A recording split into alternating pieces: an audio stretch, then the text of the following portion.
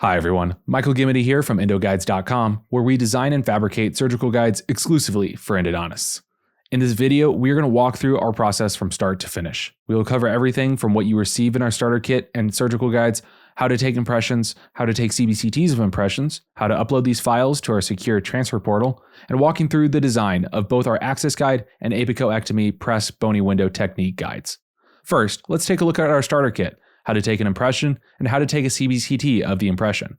When your kit arrives, everything inside will be individually sealed and neatly organized. The box itself is designed to serve as a long-term storage for the materials you'll continue to use as you work with our guides. Inside, you'll find an impression gun, which has been tested specifically with the materials we provide. You'll also receive 2 cartridges of heavy-body VPS impression material. This material has been selected not only for its excellent handling characteristics, but also for its exceptional radio opacity, which is essential for producing highly accurate surgical guides with our CBCT workflow. This eliminates the need for an intraoral scanner and allows us to design guides using only your CBCT files. To go with that, we've included 6 mixing tips that fit the cartridges perfectly and 9 customized impression trays. These trays are clear and marked with blue fiduciary markers in a proprietarily developed pattern specifically for endodontists. These are designed for visibility on CBCT scans and to ensure precision in our guide design.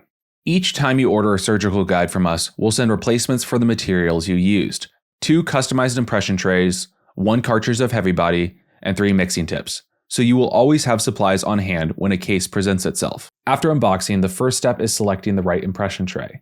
There are 3 tray types in the kit: 1 for the anterior region covering canine to canine on both arches, and 2 quadrant-specific trays, 1 for the upper left and lower right, and 1 for the upper right and lower left. These posterior impression trays should be used for premolars and molars. While we recommend using a slightly larger field of view than you might normally use in your endodontic practice, these trays are designed to function well even in smaller CBCT fields of view. Next, you'll assemble the impression gun. Start by inserting a cartridge and locking it in place with the top latch. Then press the metal release lever and push the plunger forward until it stops. Remove the cartridge cap and extrude a small amount of material to ensure that there are no air bubbles or clumps. Then attach the mixing tip and extrude another small amount to make sure the material is mixed evenly. Now you're ready to load the tray. The amount of material and the strategy of the impression depends on the type of guide you're planning. For access guides, we only need to capture the crowns of the teeth, so the impression doesn't need to extend into the vestibule, and less material is needed. For apicoectomy guides, however, it's essential to capture the full vestibule. In those cases, fill the tray as usual, and then apply additional material directly into the patient's vestibule in the area you want to capture before seating the impression tray. During this process, have the patient relax their lip and avoid any border molding movements. We're aiming to capture the full depth of the vestibule for this apicoectomy guide without any distortion. When seating the impression tray, apply firm, steady pressure, but be careful not to press so hard that the tray shows through the material. Using enough material here is key. The working time for the impression material we use is 1 minute, and the set time is 1 minute, so a total of 2 minutes. Once the material has set, do not remove the tray. Instead, take the CBCT with the impression still in place. This helps ensure that the tray was fully seated during the scan. Depending on your CBCT machine, positioning the patient with the impression in place may take a little adjusting. If needed, increase the field of view to give yourself more flexibility. Chin rests, like the one on this Merida machine, can also make positioning much easier. After the scan has been completed, inspect the CBCT for 2 things in addition to your normal checklist. First, confirm that the impression is fully seated. If it isn't, you'll see a visible gap between the teeth and the material, like in this case. This is why we recommend to not remove the impression material after it is set and immediately take the CBCT. Secondly, make sure that there are at least 2 or 3 fiduciary markers clearly visible in the scan. These will appear as bright radio-opaque dots and correspond to the blue markers on the tray, as you can see here in this sample scan. Once the scan is complete and is of great quality, remove the impression and inspect it. If you're creating an access guide, you'll want to see clearly defined crowns with strong margins. If it is an Apico guide, you also need to confirm that the vestibule is completely captured in the surgical area that you are planning. Now, you're ready to scan the impression itself. Use the impression scanning platform that comes with your CBCT machine. Place the included foam spacer on the platform along with any necessary infection control barriers. Most modern CBCT units include this scanning platform and a foam spacer, but if yours doesn't, you'll need to secure the impression in the scan volume manually.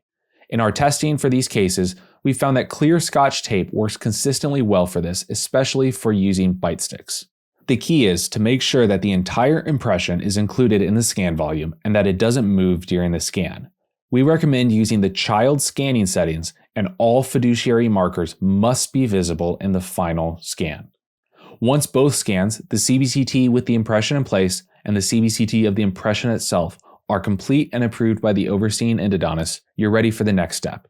Now that we have our CBCT volumes, let's go through how to export these as DICOM files and upload them to our secure transfer portal. Most CBCT machines default to exporting their scans in a proprietary format, often bundled with their own viewer. However, for us to design your surgical guide, we need the scans in a standard DICOM format. Now, because each CBCT software platform is a little different, the process to export DICOMs may vary depending on your specific unit. If you're unfamiliar with how to do this, don't worry. We have step-by-step guides created by Glidewell Laboratories for most common CBCT machines. Just reach out and we'll be happy to send the appropriate instructions via email.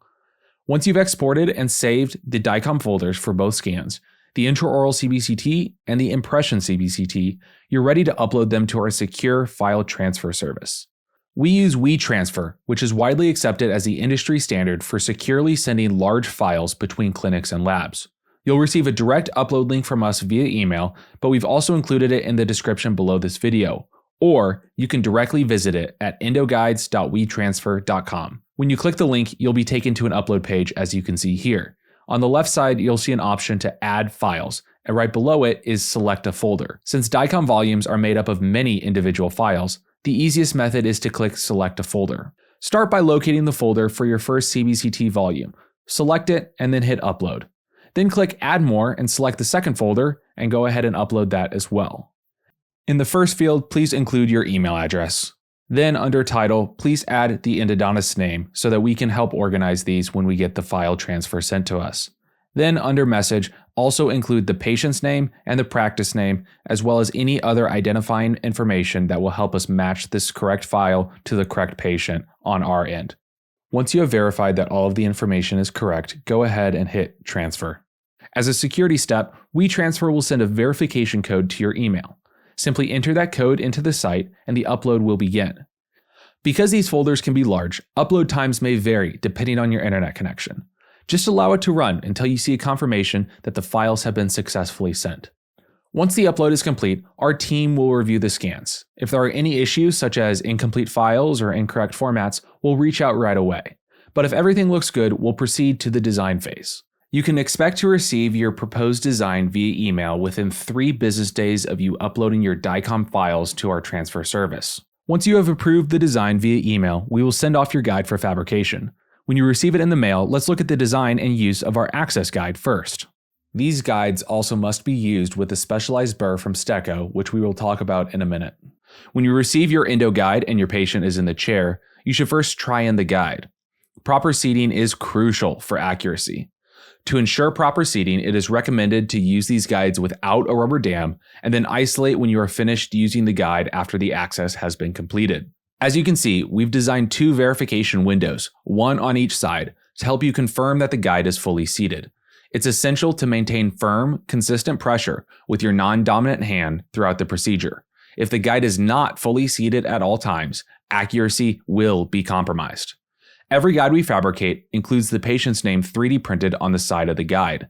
This ensures that you can easily match the correct guide to the correct patient, especially when ordering multiple guides for different patients. For our access guide, we use 2 specialized burrs from Steco's Guided Endodontics library. These are small pilot drills with a fixed 1 mm diameter to minimize angulation variation. You can order these burrs on our website or from any other retailer as well. There are 2 available lengths, short, which is 21 mm, and long, which is 28 mm. These burrs have a latch design and should be used at 2.5 Newton-centimeters of torque with a maximum torque of 2.8 and at 700 to 1000 RPM as per the manufacturer recommendations. These burrs are also autoclavable and reusable. Each guide is designed for a specific burr length, and we'll communicate this via email to ensure that you have the correct one. Furthermore, every guide has which burr to use for it printed on the side of the guide to add another point of verification chair side. Using the correct technique is critical. The pilot drill hole in the guide is precisely designed for these burrs, ensuring the most accurate endodontic access possible. Here are some important notes on using these Steco burrs with our guides. These burrs should not be used to cut through enamel or crown, only dentin. So you should place the guide, then use the Steco burr to make a small mark on the tooth at the point of access. Then switch to a burr of your choice to cut through the enamel or crown. Once in the dentin, switch back to the Steco guided burr and proceed with the guide in place. We've incorporated an irrigation port to allow for copious irrigation throughout the procedure. Based on the literature, you should remove the burr from the canal and irrigate with traditional methods throughout the procedure. Additionally, we recommend taking multiple periapical radiographs throughout the procedure to confirm your access is properly aligned with your planned procedure. We designed these guides to end 1 mm apically to the most coronal portion of the pulp that was radiographically evident in the CBCT that you have provided. After you finish using the guide, it is important to isolate immediately and irrigate. We do not use metal sleeves with these burrs because the metal sleeves have significantly more angular variation throughout the procedure than without using the sleeves. The material we use for our surgical guides is not sensitive to heat changes and should not be affected by the friction, but it can lead to minor shavings of the guide to end up in the access. Proper irrigation throughout the access and after the access has been completed should remove any of these shavings and set you up for a successful procedure. Now that we have an understanding of our access guide, let's look at our Apicoectomy Press Bony Window Technique surgical guide. When you receive your endo guide and your patient is in the chair, you should first try in the guide. Proper seating is crucial for accuracy. As you can see, we've designed 2 verification windows, one on each side, to help you verify that the guide is fully seated and fully fits. It's essential to maintain firm, consistent pressure with your non-dominant hand throughout the procedure. If the guide is not fully seated at all times, accuracy will be compromised. Every guide we fabricate includes the patient's name 3D printed on the side of it. This ensures that you can easily match the correct guide to the correct patient, especially when ordering multiple guides for different patients. Our guides are designed to be used with the Press Bony Window technique. This window is defined in order for you to begin your piezoelectric surgery after you have raised the flap. You should trace the walls according to our planned procedure, and then you can remove the guide to continue your procedure. What this guide does is it takes the guessing out of your Apico procedure. With the guide in place, you have a physical representation of your digitally planned treatment and can proceed in confidence without having to second-guess your clinical decisions. These guides are designed specifically with the patient CBCT scan that you have provided to allow you to prepare the apical 3 mm of the root or roots you are performing surgery on, but this can be easily adjusted for your clinical preferences or based on the specific case. Furthermore, for multi-rooted teeth like molars, we can customize the preparation level for each of the roots, if each of the apices will be prepared on a different level in an apical coronal dimension. As with all of our guides, you will receive an email with the design before fabrication for you to approve it or make any changes. After the design has been approved, the guide will be fabricated. Thanks for watching this video from endoguides.com on our entire process from start to finish. If you have any questions about our process or our design decisions, please feel free to reach out via email or drop a comment below.